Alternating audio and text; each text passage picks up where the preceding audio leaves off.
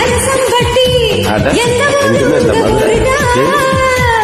உங்க பட்டி தொட்டி மொத்த ஊரு நம்ம ஊருதான். நாங்களும் போட்டு கேட்டா யாருமே ஜாதிதான் பார்த்ததில்லை.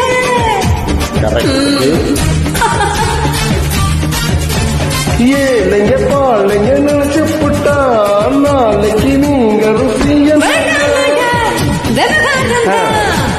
ஏன் ஆட்சி வந்தா அது